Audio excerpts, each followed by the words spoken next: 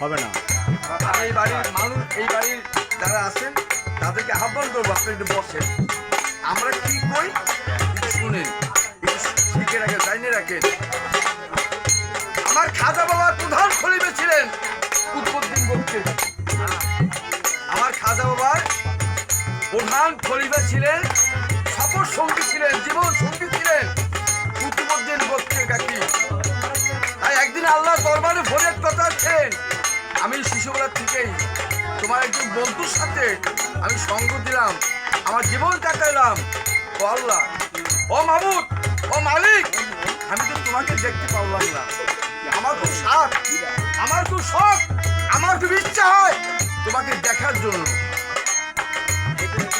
ঠিক এই কথা, ভক্তের কথা, গুরু তার মনে যে আশা আকাঙ্ক্ষা আমার খাজা বাবা বুঝতে পারলেন, জানতে পারলেন। তাই খাজা বাবা ভক্তের ওই কথা মিশাল দিচ্ছেন, ওই কথা জবাব দিচ্ছেন। আমার খাজা বাবা